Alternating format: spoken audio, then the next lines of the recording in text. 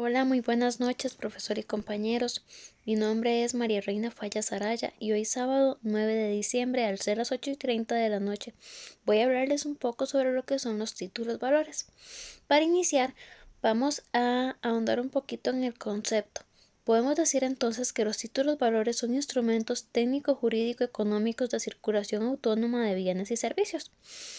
Se puede decir entonces que es un documento que contiene un derecho, ya sea de pago o de cobro, esencialmente transmitible, ya que pasa de unas personas a otras, por lo que es importante conocer a fondo ese tipo de contratos para cuidar la salud financiera y evitar a futuro cualquier sorpresa desagradable. Podemos decir entonces que los títulos de valores han servido históricamente y aún continúan sirviendo como un instrumento de traslado de dinero.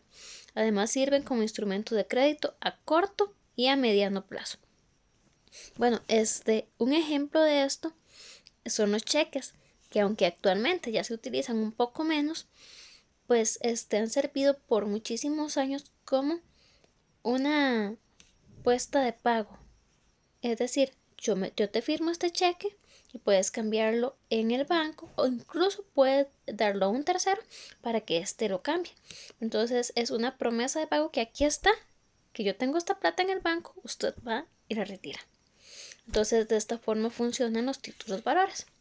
Ahora, podemos hablar de algunas cosas que a veces pueden confundirse, como lo que es la factura y el pagaré, que son dos cosas completamente diferentes, y por eso vamos aquí a explicar en qué consiste cada uno. Bueno, la factura es un documento mercantil que refleja al detalle el producto o servicio prestado y el valor a cobrar por tal concepto. Es un soporte de una transacción comercial realizada entre dos partes y se puede cobrar a contado o a plazo, más o menos dentro de los 30 o 90 días posteriores. Por su parte, un pagaré es un título de crédito que refleja una promesa a pago futuro.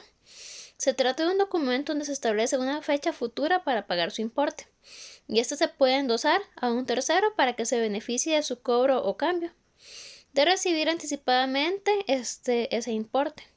Digamos, a veces pueden darse un descuento sobre ese pagaré, pero funciona entonces igual que el cheque, que se puede tomar como propio y posteriormente reclamar el pago, o se puede endosar a un tercero. ¿Cuáles son las principales diferencias de fondo entonces entre el pagaré y la factura? Bueno, que el pagaré puede transmitirse por endoso y en tal caso el emisor no puede negarse a pagar en base a sus relaciones con la persona a cuyo favor emitió inicialmente el pagaré.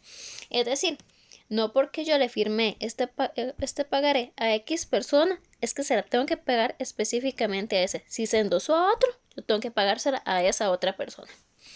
Una factura se transmite por cesión de crédito y el deudor sí puede negarse a pagar al adquirir el crédito en base a sus relaciones con el emisor de la factura. Es decir, si yo le compré a esta persona, a esa persona es que yo le debo pagar. Por otra parte, en caso de impago de un pagaré, las partes acuden a un juicio cambiario, un procedimiento especial que permite embargar los bienes del deudor casi inmediatamente, mientras que en el caso de impago de una factura hay que acudir a un procedimiento declarativo que solo permite embargar al deudor tras una sentencia firme, lo que supone una demora a veces de varios años. Por tanto, el pagaré y la factura son dos documentos completamente diferentes. Ahora bien, con la entrada en vigencia de las tecnologías y demás, tenemos lo que es la factura electrónica, que ha sido bastante útil para muchas empresas e incluso para lo que es el cobro de impuestos y demás. Pero por eso debemos conocer si esta puede funcionar como título o valor. Bueno, al respecto podemos decir que una factura electrónica es una factura que se expide y recibe en forma electrónica, como su nombre lo dice. Es importante destacar que la expedición de una factura electrónica está condicionada al consentimiento de su destinatario. Es decir, yo siempre que voy a un establecimiento, que recibo un servicio, me van a decir, ¿quiere la factura electrónica? Y yo decido si sí o si no. La factura electrónica, por tanto, es una alternativa legal a la factura tradicional en papel. Ahora bien, según la ley 9973 que reformó el artículo 460 del Código de Comercio, también será un título ejecutivo la factura electrónica, es decir, que conste en documento digital siempre y cuando cuente con la firma digital del comprador o su mandatario, debidamente autorizado, en cuyo caso el timbre fiscal correspondiente deberá agregarse a la copia impresa de la factura digital que se aportará a la demanda junto con el respaldo digital de la original. Ahora, hablando de lo que son las letras de cambio, ¿en qué caso un acreedor o qué debe hacer un acreedor en caso de que no se le pague, de que se incumpla con el pago? Bueno, primero debemos decir que la letra de cambio es un título escrito por el cual una persona denominada librador ordena a otra, el dominado librado o deudor, el pago de una suma de dinero en una determinada fecha de vencimiento. Este es un trámite bastante común que utilizan los prestamistas, en el cual se firma una letra de cambio por un monto establecido, por una fecha, una persona como testigo o más bien como fiador firma y ahí se mantiene. Si yo soy la prestamista, yo mantengo esa letra de cambio y una vez que la persona me cancele, yo se la cedo para que esa persona pueda disponer de romperla, de guardarla, lo que sea, pero ya no va a estar bajo mi poder. ¿Qué pasa en caso de que no se cumpla con ese pago? Bueno, en Costa Rica, la persona que firma una letra de cambio deberá pagar la suma que deuda en el plazo estipulado. De no ser así, el acreedor deberá presentar un acta notarial de protesto por falta de pago dentro de los 8 días siguientes al vencimiento.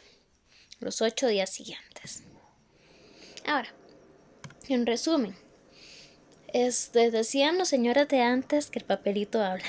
Entonces, siempre es muy importante que cuando vamos a hacer una transacción pidamos un comprobante, tengamos un documento, ojalá legal, en el que podamos firmar, que nos pueda quedar como respaldo, ya sea como compradores o como beneficiarios o como prestamistas o vendedores. ¿Por qué? Porque en caso de reclamo o lo que sea necesitamos tener ese respaldo. Por otra parte, cuando vayamos a solicitar un préstamo o cuando vayamos a brindar un crédito, debemos conocer también cuál es el documento que más nos conviene. No vaya a ser que por la situación desesperada de una crisis económica o demás y necesitamos pedir un préstamo, firmemos cualquier documento que luego nos vaya a traer prejuicios a futuro. O por el contrario, no vaya a ser que por querer ayudar a alguien con un préstamo o por deseo de ganar unos intereses, saquemos cualquier documento y que luego no nos paguen o no sepamos cómo cobrar o qué derechos tenemos.